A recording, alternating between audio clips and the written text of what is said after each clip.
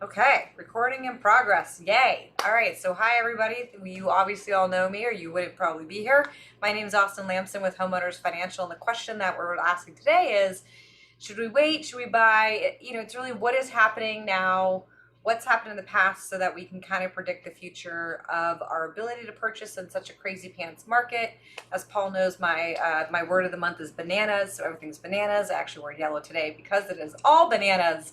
Go bananas. So this is intended to give you some reflections of the past, give you some questions that I get posed all the time, and give you some data points, because no matter what, I will stick to this till the day I die. But if you do not like the house and you're uncomfortable with payment, you don't buy it. That's the very simple thing.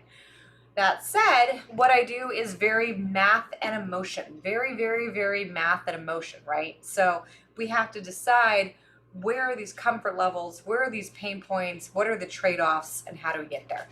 So I don't see any specific questions in the chat. Okay, cool. All right, let me start this party. Slideshow from the beginning. And then we'll do some share screenage. On with Zoom. Sharing is caring. Okay, great. Yay! Can everyone see that okay? Everyone's on mute. So Jen, I can see the most. Can you thumbs up? All right, so good. All right, here we go. All right, so should we wait? Should we buy? What is going on, right? So the questions I get asked all the time are we in a bubble? When's it gonna crash? Oh my gosh, I'm just gonna wait. I'm not buying, right? Is this like last time? So one of the things we really need to look at is higher appreciation, right? So if you look at that '02 to '05 world, which Kevin, you were on when Steve was talking about Countrywide, and just that fast and easy, no doc, just do you even have a pulse? Who cares? Here's some money, right? You look at the average appreciation in that '02 to '05, and you're in a 10% kind of bracket. So things were increasing higher, right? So then when you flip to the past couple of years, and 2021 is its own beast, but annual appreciation, again, nationally, guys, was only 6.3%. So it's more sustainable from that concept, right? Yes, this market has certainly jumped up a lot. Different markets have seen 20 or 30% appreciation from where they were. But I think overall, we're not going to see that kind of crazy growth kind of long term, right? But there's a little bit of a snapshot. So when you look at it then, right, it was a buyer's market. It was way more supply, right? And so there should have been less appreciation, because, the basics of economics is that if you have a lot of supply, then the price shouldn't go up because there's so much flooding the market, right? So now we have like no inventory, right? And we haven't had inventory for a while. Inventory has been declining, not just in the past year and a half since, COVID, the C word, right? But it's been declining over the supply since 2017, right? A big difference between then and now too is the risk factors. I mean, what we have to put people through to get a loan. I say sometimes the pendulum got stuck on stupid, right? Steve had alluded to, like, oh, you're dead, but you're not cold. Great, you can still get a mortgage. There's a realtor named Paul Hurst, and he still has this card, and he shows it to me every time I see him. This reflection, like, if you can fog this mirror, I can get you a loan. And that's the stuff that went out, right? And that's not this world. We have ability to repay, right? We have different risk overall. So the borrower risk versus the product risk is very different. The products are made to be not risky. And then the borrower side of it, who's actually applying for this, is less risky, right? There's so many checks and balances along the way. And since COVID, it's gotten worse. The other point of this is that credit is very different, right? I mean, there's so much more. There's money and products that are in the market, but everything is available. So, it's kind of the inverse in a lot of ways, right? So you don't have these loose standards. You don't have these poor credit histories for people. There's a lot more stringence. Like, I've got a client that is an attorney, and she's really not good at paying her bills. So she has 30-day lates, and she's going to have to take a portfolio loan to get this investment property because she can't pay her. I mean, she makes $1 million a year. She's got a couple million in the bank, but she forgets to make her payments on time, right? And so that's considered the worst credit risk, right? Whereas back in the day, that person would still be getting a loan very easily, right? So why is inventory such an issue now? The main reason nationwide, and certainly like to the nth degree here, is building. We don't build. We do not build enough product. There's not enough infill design, right? And so if we're not building any more supply and people are figuring out ways to house hack, right? More families are living in a single residence over time, right? You're having the kids move back in with mom. Like there's just not going to be a bigger rental supply, right? And we're not building these starter homes. We're not building these properties where the main buying generations are coming in. Like there's the biggest pools of buyers are like millennials and baby boomers. The rest of us in between, good luck, right? Like the millennials are on a tear. The baby boomers are moving. They want to keep it and move, right? These are the things. So if there's not starter homes for this entry market, we're going to see even more compression on the other side of things. So we really have not kept up with population growth. Like if you look at the stats, like the past 10 years have been the worst units that we have started. And maybe that's a good thing environmentally, right? Maybe it's a good thing from infill design, like, but it still means that the very basis that we're not building enough for our population demands. So let's flip the switch and talking about affordability, right? Like, are we going to be a renter nation? Is this completely unaffordable? Well, if you look at those bubble years, no, right? So in that world, like I can't tell you how many people literally said, oh, but this monthly payment is my paycheck. How did you get this income? And I was like, well, I did not do your income. You discussed that with your loan officer, right?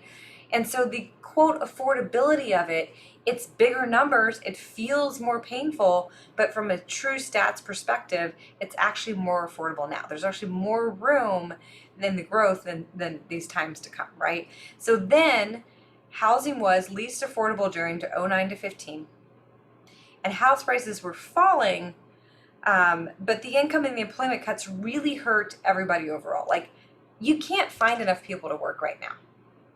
So if you're talking from the very basics, and I'm trying to loop it back in before I keep going down the line for slides here. But if you talk from the very basics that there's more money in the market, as in there's more qualifications, there's not enough jobs, right? There's not enough housing. That means that demand will stay high and supply will stay low. So there's nothing that's in the recipe there for a crash. Like we've got 54 loans in our pipeline right now. It's a little bit lower for December. And I have 2 loans that are not a 30-year fixed rate, right? These are stable. And that's also going to lend down the line to people that are keep their houses and not resell it, right? So if we look at income, and again, this is average, y'all, because I want to do the national concept, because a lot of people say, well, what if I just buy in another state and then rent in California, right? So I want to have a national conversation, right? The average income needed is less than it was in previous years because of rates driving down payments, right? Like I remember when it was 6% at 2 points, and that was like super sexy and everyone's really excited about it. But the average income is actually less because the way things are spread out now, because of the way things are qualified. So why are we burnt out? Why do we want to give in, right? Like, dude, 13% in a month, like for a price increase, right? Record low inventory, right? High sales over list price. Now we're starting to see that stabilize a little bit because there's also not a lot on the market in December that is demanding and people want to buy, right? Record low days on the market, record low mortgage rates, right? So you're getting tired. We're getting tired, right? We're saying, oh my gosh, I can't get there fast enough. I can't even decide if I like it or not. We're getting super tired. But what I will tell you is that the people that are in there now are winning. And I'm going to show you some figures in a few minutes as well. Excuse me while I get some water. So you can see kind of what the cost of waiting analysis is too, right? So if we look at the bubble years, house prices exceeded buying power in 2006. Now today it's flipped, right? The buying power is a lot higher. I talk to so many people that want to qualify on one income, right? We want to qualify on one income just in case something happens. That is pretty much the inverse of the conversation I had in 2002. In 2002, people were saying, it doesn't even matter what I make, just max it out. I just want to buy whatever I can, right? This is a very different conservative mindset, right? So there's room to further the house price growth because of this mindset. And I'm not saying it's wrong, and giving you the factors of it.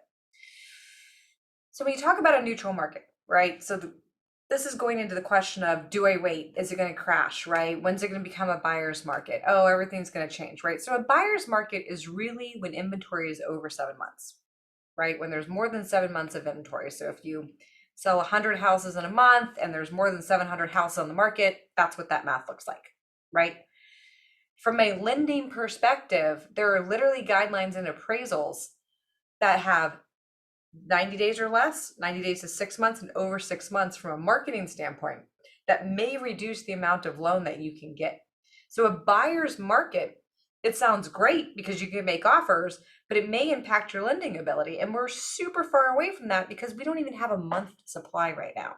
Like we have like maybe even a third of a month, and the realtors on the call can speak to that better than I can, right? But there's nothing, right? There's nothing out there. So we're far, far away from this idea of, oh, it's going to settle down and I'll just come back, right? We don't know where the ceiling is until we've seen it in the rearview mirror, right?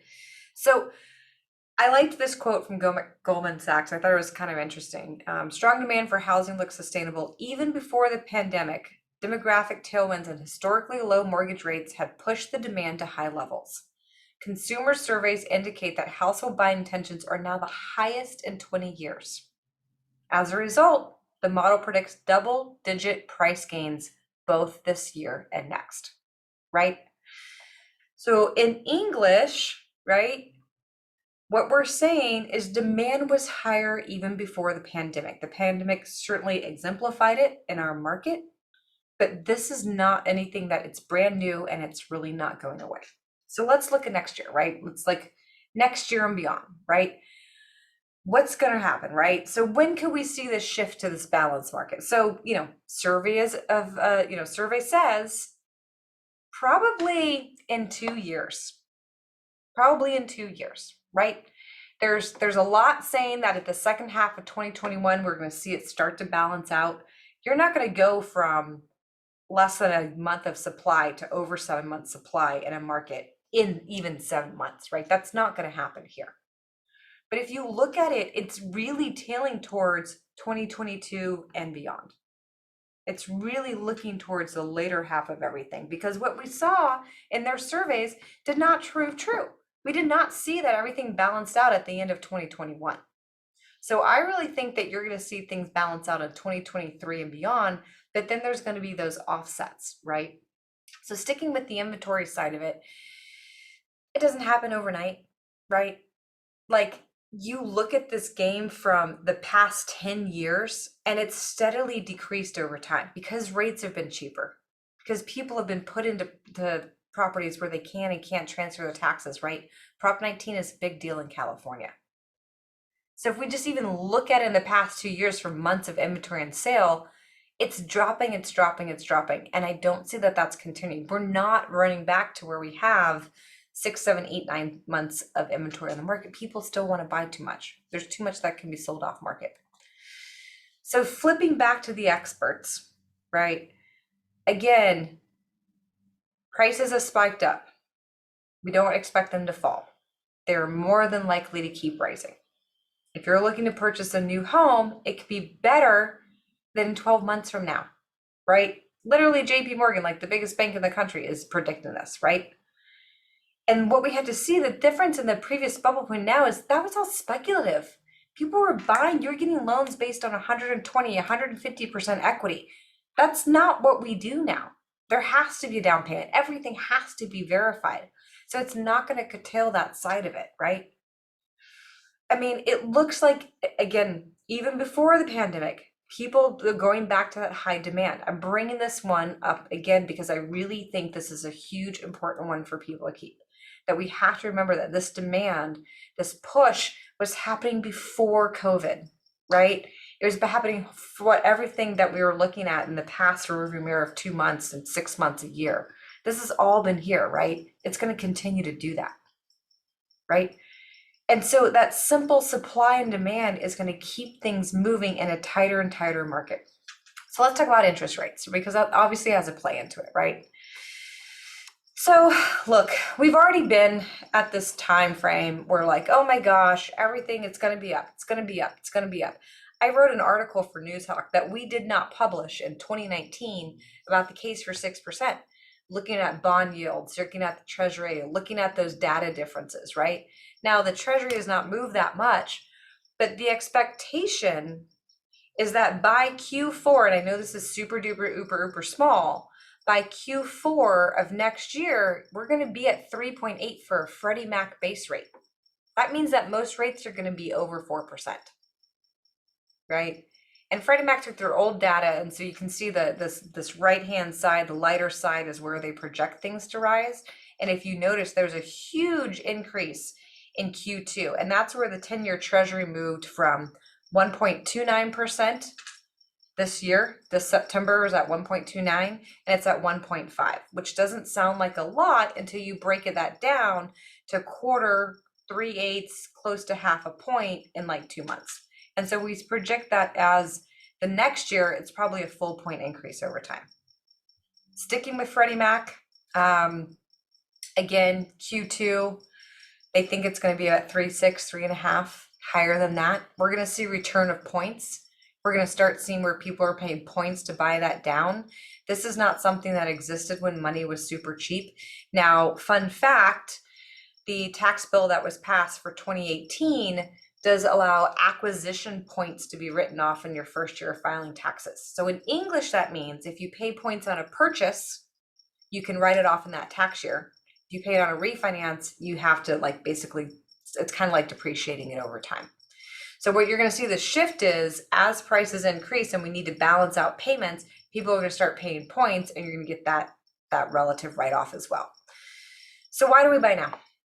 All right, here's where it's going to get very, very small, and I am happy to send this out to everybody. So I did the cost of waiting on $1 million, right? So if you just did $1 million sales price with 20% down, what do we think is going to happen if you wait to purchase? So in this one, it's very, very, I did it super small, right? So we assumed 3.25% interest rate. We looked at it over time. This is literally to show you just on that math of the acquisition price, right? So it's not super aggressive from the down payment perspective. But in 6 months, based on where they predict prices to be, your property would be up 5%. In a year, close to 10%, 15% in 2 years, 21% in 3 years, right? So the idea that we want to look at differently is what is that delta from the rate and APR stance, and what is the difference from that acquisition and the equity build? I'm going to flip to the next screen, right? But if you waited 3 years in this scenario, the very, very bottom, you can see the cost of waiting. It's in bright red. 6 months will cost you about 55 grand. 1 year, about $112,000. 2 years, 195,000. 3 years, 275,000. And I can run this for pretty much any scenario. It's super quick, guys. Just, anytime you want me to do that, I'm happy to. The next slide gives you a little bit more cost of waiting analysis, right? So you'll see that there's 2 different lines, right? There's the total cost deltas, which is the right side. And then there's the amortization cost delta. So we really want to look at that total cost difference, right? And it's just showing us that the longer we wait, if prices do continue to increase, it's going to be even more impactful. I've done spreadsheets, and again, I'm happy to send these out, where we look at a cost of waiting, and very simply, if rates increase by 1%, your buying power decreases by 10%. Well, if we're predicting that the market's going to rise another 10% next year, that just means that together, if rates go up and that goes up, we're talking about a huge shift in buying power for a lot of people, right? So, we can wait and see. This is what's called a real estate report card. It's one of the reports I can generate. It goes by median county, not necessarily zip code. So you see that the median home price here is $659, $749 because it's county. Yes, North County, South County, right? And it's giving us the historical appreciation, right? The historically, in the past 5 years, 7.5%, 10 years, 7.29%. You know, 1 year, they expect it's going to be 10% in the next year. 5 years, 42%. Those are really big numbers. So if somebody bought now and held for 5 years, in this scenario, their gain would be over $281,000, right? What it's saying is that first-time home purchases are going to be taken from inventory is a huge number. If we're saying that 5,600 is going to be overall sales, 2,600 of that is going to be first-time home buyers. And maybe that doesn't sound like a lot to everybody. It sounds like a lot to me, right? Because we're talking people that need that entry-level supply. We're talking about where that down payment especially matters because we don't have this over time. So the next question is, okay, great, Austin. You said rates are going to go up. You said, prices are going to go up. We know that we have fatigue. We know that we don't see these huge inventory swings. We don't see that like it's really shifting to a buyer's market. So can this continue? I don't think that appreciation will be super, super, super crazy. Now, this is mean appreciation. We're back to national numbers here, right? I think it is going to level out. I really do. I think we got another strong year of appreciation before it starts leveling out, right? But it's not really dropping. And that's the biggest factor for so many people. And I don't want this to feel disheartening. It's about that knowledge. It's about the math and emotion, right? So does it feel uncomfortable with this payment today going for this property? But what will that property do for you over time? And what does that payment mean to you in 5 years, right? That's the math and emotion that we have to have. That's where it needs to move. So if we look just at household wealth, right, can this continue? Well, strictly on equity, we're thinking, yeah. We're thinking if you're just buying at $82,000, $83,000 in household wealth over the next 5 years, each single year compounds is huge, right? That's based on your standard lower appreciations than we've seen on this market. So can it continue? Can inventory keep moving? Well, if we don't get any more permits to build anything, yeah, right? The housing starts were strong at the beginning of the year. So if you listen to the Fed reports, right, there's all this data report, and forgive me, there is a calendar on my wall, and the new home sales comes out on the fourth Thursday of the month. That's a really big deal to listen to, because if we're not starting new homes, period, then we know that means that supply is not coming down the line, right? My other concern is rent. Now, California is very friendly to renters, but we still hear so many people that rent is going to rise. And my biggest concern on rent is the instability of it, right? Are you living in a property that's substandard because your landlord's just making you? Where are you going to move if they do kick you out, right? What does that look like, right?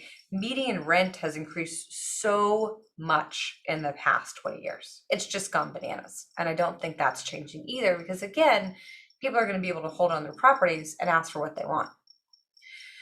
So looking at just a very simple rent versus buy scenario, right? And again, this is very small because we're using our averages. I know that's very, very small stuff, right? But if we're looking at this, the net gain over 10 years versus renting is huge. And look, you guys, the New York Times has a great rent versus buy calculator. New York Times rent versus buy. You do have to make sure you're filling in data correctly. Their defaults for insurance and taxes are not where we are locally. But the New York Times rent versus buy, it's great because it's not made for a realtor. Hi, Jen. It's not made for lenders. It's literally made for the general public to look at this rent versus buy calculator. I love that one. So if you want to have these conversations with people, we can very easily pivot to that, right? Another question people always ask is, well, people are going to stop making their payments and then everything's going to be foreclosed on. Look, the percentage of distressed property sales is bananas. It's non-existent. It's been less than 1% even pre-COVID, right? And you're still having people that can get help, that can go in, that can get roommates, right? So this whole idea that foreclosures are going to spur the inventory, this shadow inventory, doesn't exist, and it's not going to exist. And if we're looking back on appreciation, I just want to make sure you guys know I'm happy to run this scenario for any single thing you want. This is kind of the basics that I can do it. We can use an MLS if you want to look at a specific property and it pulls through, we can do that, or we can look at a different numbers. But just looking at the appreciation versus cost side of it, it's way, way more aggressive. So in summary, if we're talking about rent versus buy, and we're talking about should I buy and should I wait, we're expecting that prices are going to continue to rise at least another 10% within the next year and a half.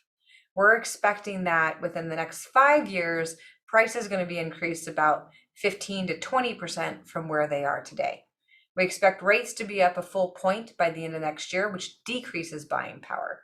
So that conversation between math and emotion needs to be real. We need to stay out of the fatigue and keep our heads in the game, because let me tell you, there's a lot of ways to win that offer. And I think the more data we have to make the right decisions, the better.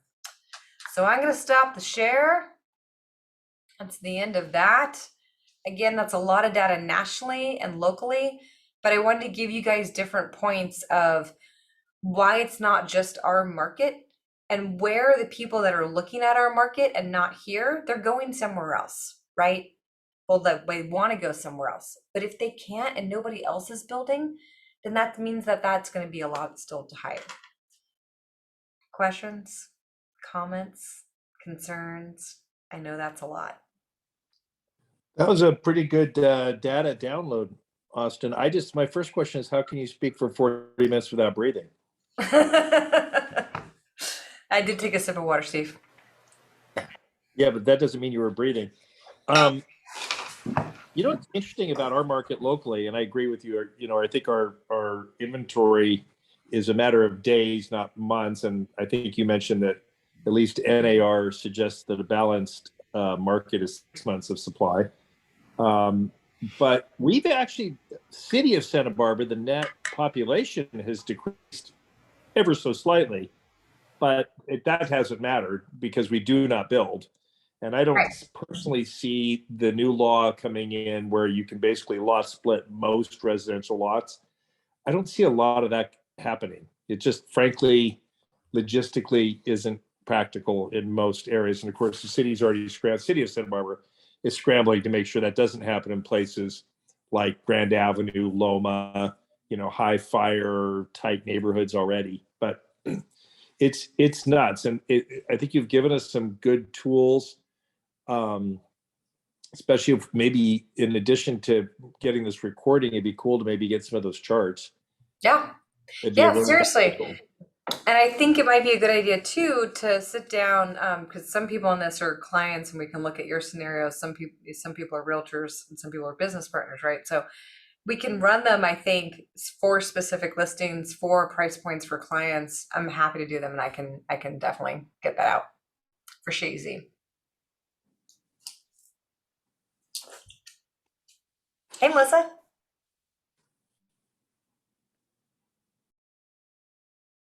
That was great. Thank you. You're very welcome. Any questions? I mean, I know we were talking today about a lot of people that you talk to about these questions too. Anything you see, anything that you want me to key on or address? I don't think right now, but probably just updates for what you see in your world changing. Yeah, of course. Yeah. I mean, I'll tell you guys, I think the jumbo space, the non-conforming space, is going to get more aggressive next year. We've already seen that. We've got a program that rolled out today. I haven't read all the guidelines, but it basically follows Fannie Mae up to $1.5 million, right? So that's pretty cool, right? I mean, that's really cool. No trade lines, like reserves, like all this weird stuff that you have to deal with in a normal jumbo loan. So it's going to run the rates on that. So I think the jumbo space is going to get more aggressive, which is going to keep fueling the money, right, on the demand side of things too. Yeah. And what about FHA? Anything changing with that, or? Not really. FHA, the Federal Housing Finance Administration has Fannie Mae, Freddie Mac, and Ginnie Mae. And Ginnie Mae runs FHA, VA, and USDA. And so the Jenny Mae side of it just got a new director. Sorry, I cut my finger. But so I think that director is going to go back in. Personally, I mean, if you look at the data polls of the mortgage insurance, because it used to be that mortgage insurance did go away on FHA and then they stopped that. And so the money that they've been collecting, like they've got a lot of cash. So I would expect, if anything, maybe a drop in mortgage insurance premiums for FHA. Okay. Ryan, anything, sir? No, appreciate your time, Austin. Always valuable insights. Thank you. Of course. All right, cool. All right. Anybody else? Questions, comments, concerns? I mean, those cost of waiting analysis are really easy to run. They take me like 15 minutes. We're happy to do them. I think they're really good for conversations, especially on buyer consultations, especially if you're looking at multiple offers of what that looks like too from the buyer standpoint. Happy to do it. Cool. All right, you guys. Well, I so appreciate you taking the time tonight. Hopefully it was interesting, not just too much data dumps, but you know, we got to look at where we were and what the history has been in order to be able to move forward. So good stuff. Yeah. Thanks, Austin. Thank you, Austin. Thank you very much. Thank you for having me. Thank you. Cheers.